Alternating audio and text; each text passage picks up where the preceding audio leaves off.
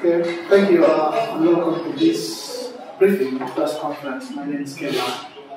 People call me Kepz. Yeah. For a newspaper at the same time, work for Gambian FM radio and all that I do is Gambian music and things around the and things surrounding entertainment in the Gambia. And I'll allow my colleagues from other media also to introduce themselves for the sake of, in case you don't know them. Yes. My name is Sheriff Janko.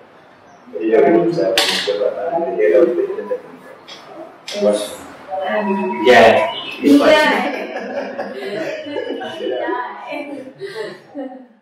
Okay, thank you. I make this press conference possible because I believe you have issues to talk about to the media for the general public to know in general. First, you tell us about the split of the former Rustom band where you were the lead vocalist.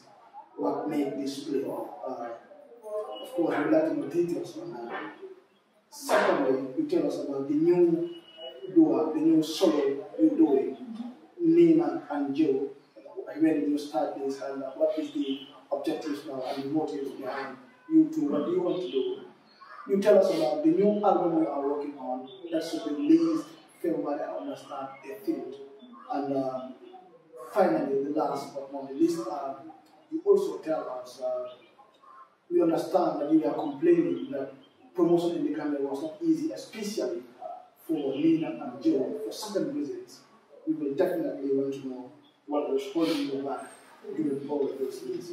But first and foremost, you tell us about the split of the former Roots Bongo band.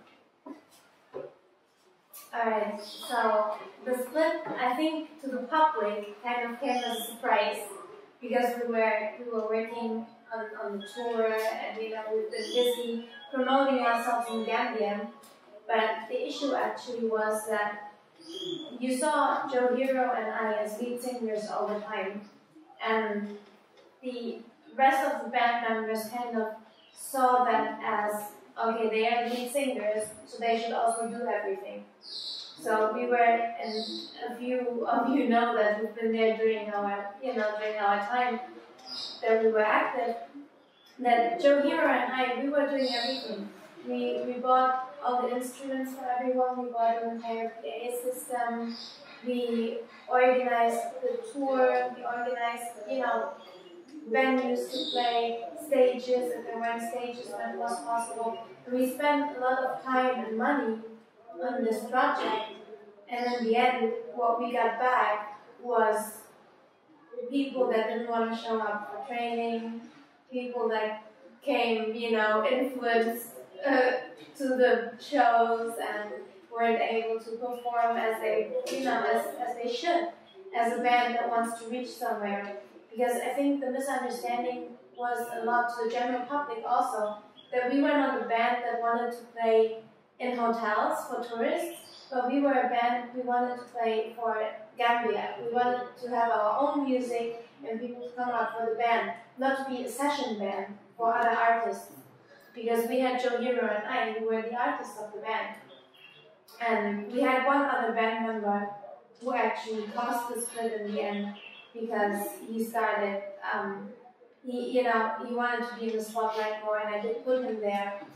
But he kind of started a battle with Jah Hero, and who would be more in the spotlight than the other. It wasn't fine for him just to be a part of it.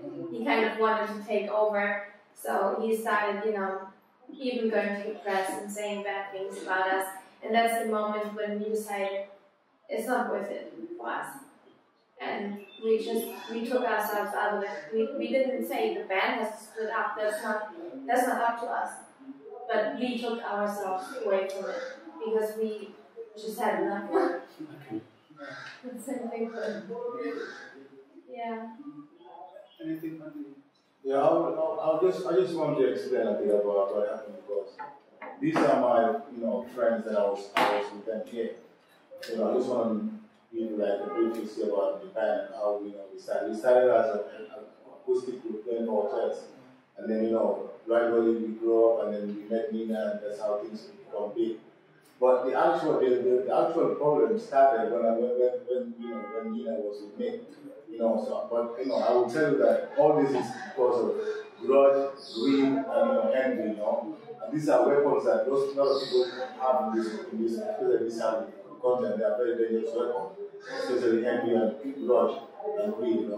So it was an act of grudge and greed and envy that results in all of these people of the band. Because for me, I was just trying to help my friends who I was working with. I don't just want to travel and forget about all what we are doing here. They would see me as I was my mother. They would say it, but they would go around and talk and say that I just left them there. And that's what he even said. Even when I left, immediately I left, he started saying it, even though I didn't even know. So I recorded an album for them. I put their pictures there. You open the album, everybody's picture is there. Even the guys that are not, even one of our friends who passed away, his picture is there. Because I want everybody to know, even if you know it, you see the album cover, you know, oh, this guy was working for this band. So I put his picture there because he was part of us. But he passed away before the album was even released. So I just see this as I said, it's envy and grudge. Because whatever I was trying to do with Nina, we were trying to help them. We were trying to make sure that they have a career in life. But we could have done it ourselves.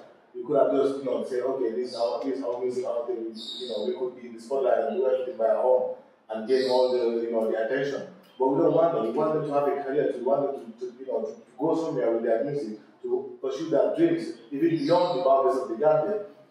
So that's why we include them in all our projects. And for them to go around and talk about, it's like a disappointment to me. It's like even a surprise. I was not even expecting from these people who are talking. I would have expected from other people, but like for the guy who went around, talking about it, I was not even expecting the burden. That's why even at the end, I told him it would surprise me. It took me by surprise. This was like something that I would never expect from you. Yeah, it's why it's all really surprising to me. Because I was just helping them. I have a clean house to help them. And that's what I was doing. We were trying to grow something, to build something that we don't have around in Gambia yet. Most of the bands here, that's what people don't know. Like I said, people here think that a band is just a band to play, you buy any and play. But that's what we want. We want to play our own music and anywhere in this world, that's what we want. Like any other band in Europe or in America would do. In Europe there are tons of bands like Holy Family. You have them. You can just call anybody in the morning and they come on record and they chat album for you. You have those bands. But you don't see them on charts. You don't see them anywhere on like big music festival. You don't see them. You might see them playing, but you don't know the bands. You don't even know their names because they're just playing for money. They are session musicians. But we don't want them. We want the career to together and we grow and become big and play anywhere in the world. That's what we want for them. But they just took it and throw it in the trash. And it's like we can't take it. That's why we say we gotta get ourselves out of this situation. So what happened with the band? Do you still have all the materials in store that you want to use, or when you go solo, you are going to the studio artist, go to the studio and sing, and you don't need the band anymore? What's the deal here now after multiple bands split? Well, we kind of have all the materials there, and for me, I'm an instrument player. Wherever I go, at any stage, I would love to play. Even if I would play the guitar alone, I would love to do that. I still have my guitar. I still have my everything. I can record music on my own. But I go to the studio to get a quality sound that I want, so that whatever we're doing, like for the project, we have something that is unique. But the concept is still there. We still have our concept of playing music that we own. We play our own music, that we create the music. We don't have to, take somebody's dog or whatever and play. We play our own music. We create it. We put everything we have onto the songs. That's still there. The idea is still there, and it's gonna continue like that. Growing much. Yeah, but you don't have players now like a football band where you have a guitarist, a piano player. No, we don't have it. We don't have it. How ready are you now? Especially now you are forced that. We are always ready. We are always ready, and I'm sure that we are always ready. But we are ready in the fact that we are trying to get out of one area. We are trying to get out of the Gambia, and just not even getting out physically, but with the music. Because you play music. If you play music that is only for Gambia, it's hard for you to expand. So, but if you play music that anywhere in the world, people can listen to it, people can, relate to it, and people can enjoy it and say, oh, this music is nice, then you are growing, then you are expanding. And that's what we are trying to do. We are trying to get out of the concept of Gambian. And, once we achieve that, then, anything can happen. Any record label can say, okay, you guys are good, let us support you and, produce you. Can you reflect on your performance in this band, the Roots Congo band, compared to any other band you might have? Well, I just see this as an experience in the past, and I see that as a lesson that will guide me, if I would ever want to do something like that in the future, and I'm sure it's not going to be in Gambia. I'm sorry, but I'm sure if I would form a band, I wouldn't expect it to be in this environment. And I know those people that I would form a band with, they are all professionals. Because anywhere in Europe or America, people learn how to play instruments. People go to universities to learn, music. The people study music to any level in this world. They are professionals. If you tell them some 8 o'clock tomorrow, they will be there at 8 o'clock. And that's the kind of people that I would love to work with in the future. Yeah. Okay. You have been facing a lot of challenges for the past years. And what are your plans for 2024? We are recording an album right now to be released in February on the 14th. But that's our plan for now. I don't know if it's going to change in the future, but that's our release date for now. And once that is done, we try to build up a fan base on the internet, and that's how we want to expand and move to Germany, sometime there. Yeah. So how far with this album? How many songs are already reached to this? Are you working with? Because February is just next time now. How far with the album? Well, the album is almost done. We've recorded 20 songs so far. There's going to be 10 tracks on the album. There's going to be the 10 tracks from the original Leaders of Tomorrow album, because we don't want to just throw it away. It's Jah Hero and I's work. It's, we composed the songs, we recorded them, so we want to include them again for the people with our new image.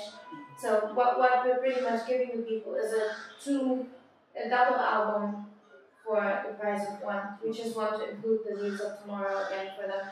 And the new one, it's going to be, the name is Voice to Follow. It's going to be out, Voice to Follow, yes. It's going to be out on the 14th, on Valentine's Day. Okay. Because, we're a couple and we make music for everyone, but also couples. There's a few nice love songs on here. And it's a new sound. It's now, before we were a live band, so it was live band sound. And now it's a duo sound. Now it's about us, about our feelings, about what we've been through, about what, life in general. And the album really, really this time just reflects Jah Hero and myself. Where is the album currently? Sorry? Where is the album currently on the record? Well, we're recording some at Carabao, the Hot Ink Media. There's a studio there. But the studio's name is Greenlight Productions. Greenlight Productions. Yeah. Okay. That's gallery. It's owned by Nigeria, people. Greenlight Productions. Yeah. And we should expect 20 songs in all. Yes, and maybe some bonus tracks, some surprise tracks. Right. Yes, why February 14th? Well, because first of all, I'm leaving Gambia a few days after, and we want to release this album before I leave.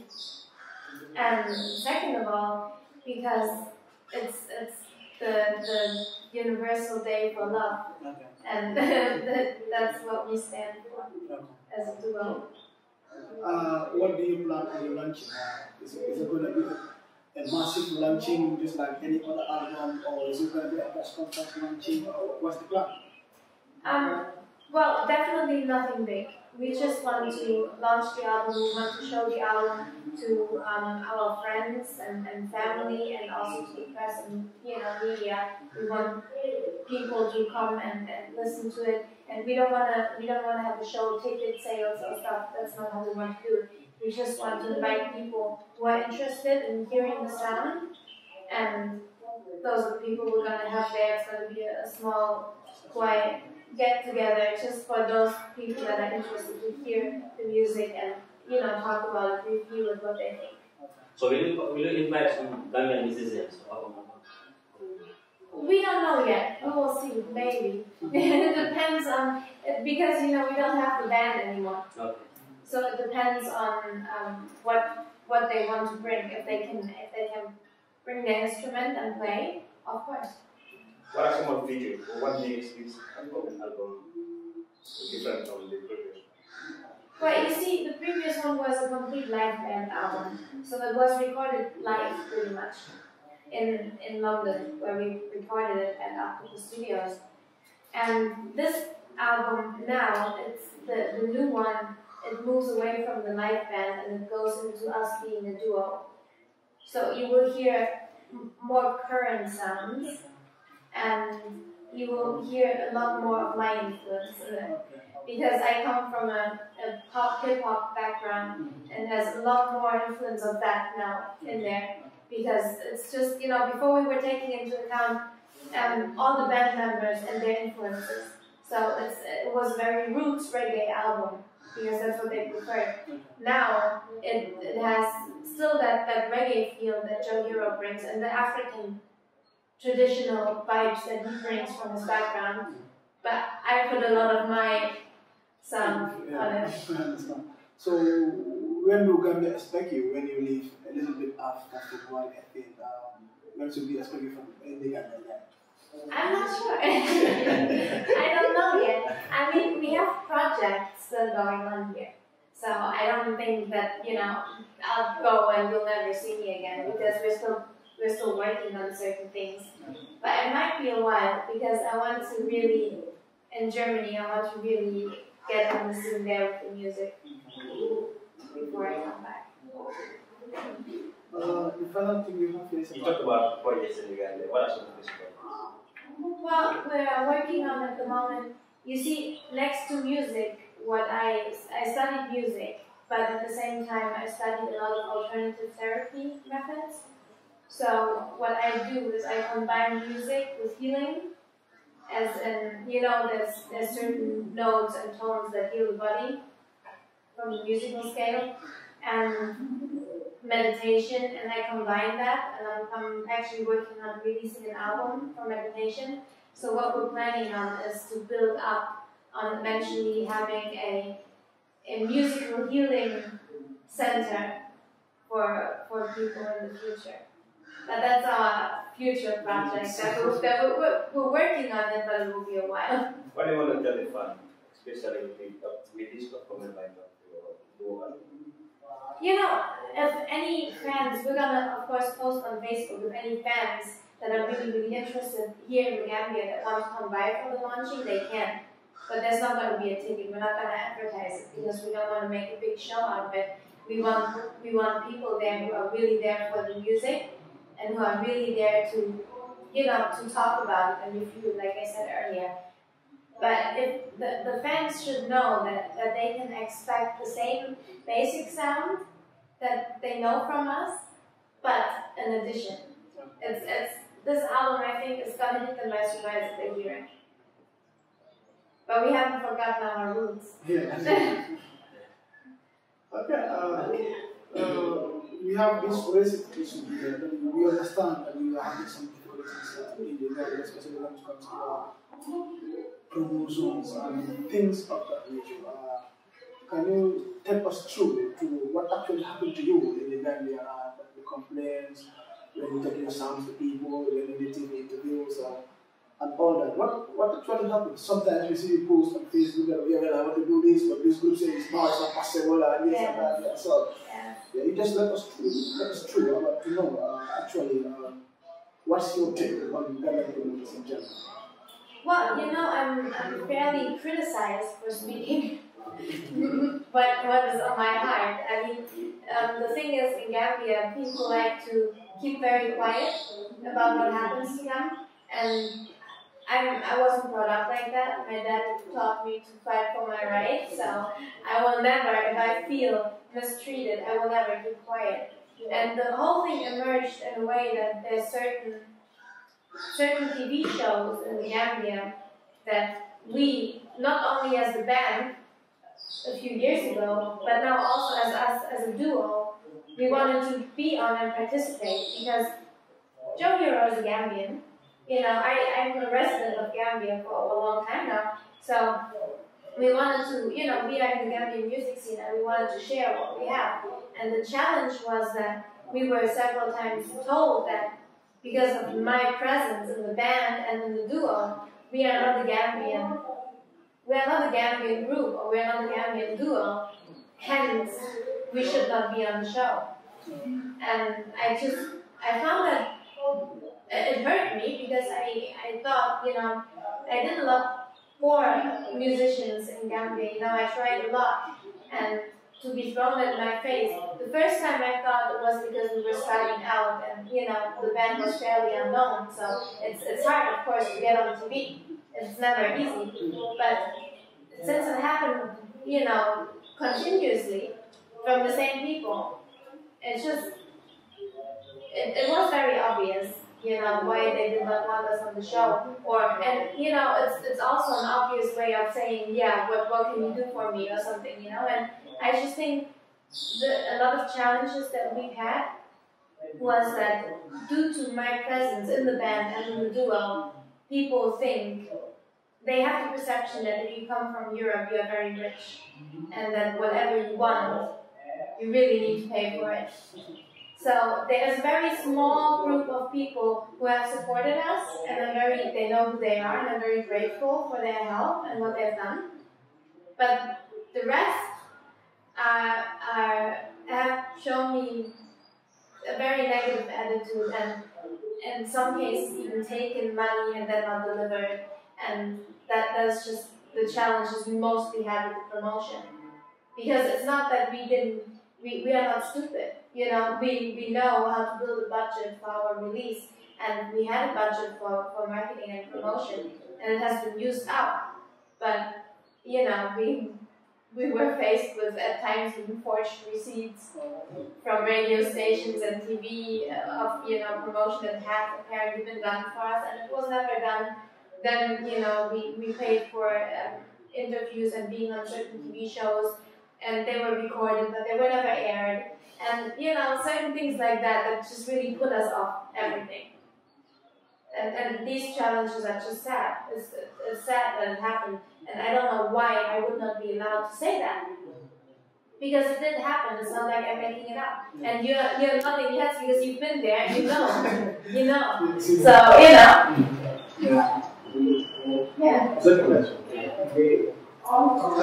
Thank you. I think with regards to that, I think you once called me, is it? About that, this man said he gave me 5,000 or 6,000, something like that. No, it wasn't you. No,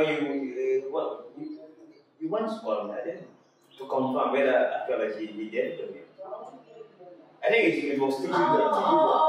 Yeah, I can still remember T. Yeah. You know, T was the first guy who called us for the press conference. Yeah. So, but I was unable to attend the press conference. So one of our journalists attended. Yes. So he was supposed to give them money after the press conference. So he failed. He didn't give them a single money. And I think he wrote it as a demo. So that journalist also threw away the article. He didn't write anything. So now he have to call me back. He said he's not seeing the article. I said, but I'm not the one who attended the press conference. Well, you see, the issue was that because I was in the UK all the time, the problem was that I couldn't physically be here and monitor what he was doing. So I gave that job to them, the band leader, you know who that is. And he said, okay, he will keep, because he said himself, money, he cannot deal with it. So he was in charge of keeping track on what the promotion was supposed to be. And instead of getting actual receipts, the guy only came with writing down the names of like journalists and DJs that he gave money to, you know? And our band leader back then just accepted it like this. You know? Did he send you a biography? of the roots from the band? Why did you? No, I wrote the biography. I wrote one myself. Did you didn't send any biography? No. Why did you? No. No, I wrote the biography for the roots one. I always write our own biographies. So I wrote it and I sent it to him. Now he was supposed to do all the promotion, but we don't know what happened to me. He says he doesn't know what happened to him. But because he was trying to build those daily attitudes, is it? So for that, definitely I got the report. So I told the rest of the journalists that this man I'm going to teach him a lesson. It is. That's the following day I sent an email to Nina. Explain everything to me. When is Janko from? well, he's kind of helping us now because he owes us $80,000. So what's in when is Janko? February 14th, Valentine's Day. Yeah, Valentine's Day. So he's You have that? At where? we don't know yet. You have that voice? Yeah, I think I can. Well, you once published the ads. Yeah, I did. Yes, Yes, Obsever, yeah. I sent the thank you note to teacher and I don't know if you passed that on. Okay, well. They left for the guy, they share it. You have pictures. But I can send you No, Kebba, you can forward it. pictures. You have it, you can forward You it. sent pictures. Yeah, But if I send picture. That's the picture you sent me with the email with the new Joe. Remember? Yes, but I can send you some more. Some more. Then I can forward it. Because I have what's going to be the cover of the album, so I would probably send you that. Well, it's for this weekend. I think they will publish it this weekend. So. Okay. But earlier, I can do it later. you can send it to me, but I cannot afford it. Joe, are you satisfied with the press conference? You good? Yeah, we are on a push it. We are all online. People are all online. I am online. I'm on Facebook. I'm on radio. Wow. Yeah, yeah, so how's the show going? It's good? It's good. DJ mostly like people say like 2 hours. It's good. Great. So I'm also going to feature on this press conference next show on Wednesday. Alright, cool. And I'm really interested in the racist part. Definitely interested in that. You never know if it's racism. Like even like I've been called racist too. Yeah. Like it's like. I don't know. You try a lot, and then people turn around like, you're racist. I'm like, okay, fine, I'm racist then. I can live with it. But like I don't want to call everybody racist. I'm just saying it's strange. What happens is just strange. But maybe it's not racism. Maybe it's just greed, and if you get a taste of it. That's a Yeah, that's what I see. What I said. You is the cause of all these things. People are just good and jealous. And these are things that people are happy and they use against you every time. They use a lot of money from you. But this is not the first time covering a press conference. When you first come at that hotel. That's why. When they came from UK, is it? What's a cotton club? Cotton, exactly, cotton club. I think they influence the band was doing that. Well, especially with the release of the leaders tomorrow. Exactly, yeah. Like who was in charge of that? All those article slides. Yeah, exactly. That's right. You're right. I can still remember. All the tapes, right? All the tapes that we got from the album launch, from the press conference. Right. From that conference, press conference. That conference and the album launch and another interview he did with us. All the tapes were spoiled. Wow.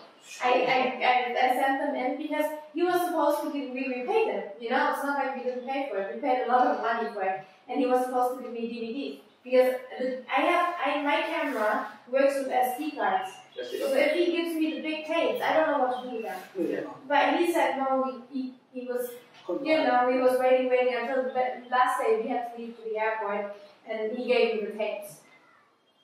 So he said, I didn't have DVDs, I didn't have time. So I said, alright, fine, give them to me, I'll try. So in the UK, I sent them in to a company who transfer from tapes to DVDs. And like a week later, they sent it back to me and they said, very sorry, but most of your footage is just blue because the tapes are spoiled.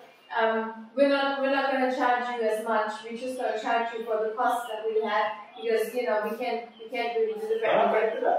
So I looked at it and I was like, half an hour of, I think it's Queen Parla performing at the album launch, and then that's it. That's what you Then you see the tape going. No, that's really, you have a bad experience. That's really, that's good, yeah. At least you have to express it. You know, that's really bad. There's so much stuff that we did, and there's so much we cannot show because, you know, it's like lost somewhere. Like the album launch, we had the full album launch filmed. And we don't have it because the tapes are off. The press conference, we don't have it because the tapes are off. Then we met. and you are paying. We paid for it. So we met with him again. He said, "Okay, I'm sorry. Let's have another interview, and you know, I'll air that interview." So we took our time out. We drove the whole team around to where he wanted to have the interview. We sat down. We had the interview. He filmed it. A year goes by and nothing. He said? The same, he doesn't air. That's bad, really. Now I call him all the time and I send him messages for us to get on the show, but he never replied. It's just, you know, that we had that a lot, that people took money Yeah. for promotion, and I mean, it's... And they will do it. No, obviously, you need to pay people for their services at times, you know? You can't expect that everybody does everything for free for you.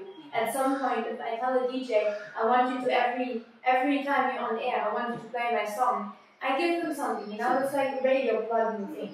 I know that. But if I give you something, then do it. Do it. Don't take it and then don't do it. If you know you don't do it, don't take the money. There's only one DJ that was, as in Goldfinger. Yeah, please go. We asked him for radio promotion and he did it perfectly fine. Mickey B, all the time. That's the only one who did what we asked. Really, you have a bad experience, especially with that promotion. Really, that's bad. Terrible. The promotion is, if it was that time I flew, it would have been now, I think Yeah. that's it. If it was done properly, it would be That's why last time you go back. Yeah. You told me. Yeah, I was even planning on going earlier, but then there were a lot of things that happened and I wasn't able. Well, I published it in the newspaper. I was in New York for over a month, so One to 1 year. when I came back, I was like, I wanted to go back and things to take care of. But I thought you had. This is your office. Never know this is my call. Yeah, because I was thinking that you have already done. Oh, you see? Yeah. And I thought you had. You know, last time you told me that you were going to the US. So when you came back from the US, I could not end. I was thinking that Nina has supported that. But I emailed you. When you came back from the US, yeah, those days. This one, I think you changed email from Yahoo to Gmail. No, my Yahoo problem. Now I'm using Gmail. So Oh, I don't have that today. People will send to Yahoo. Yeah. You will not see A lot of people are this. No, maybe. Maybe someone had it. Yeah. Someone had it to Yahoo. Yeah. They probably didn't see my email because I sent the one we were always chatting on. I don't have your Gmail. You see? But this is go to Facebook. You're on Facebook? Yeah. I don't think I'm connected to you on Facebook. No. So maybe. But But I always have like maximum friends, I think. 5,000. Yes. Wow. I get a lot of friend requests every day. Okay, yeah, so how is the radio show going? Your radio show? Great. Thank you. Thank you. Yeah, it's going great. I'm hoping to continue it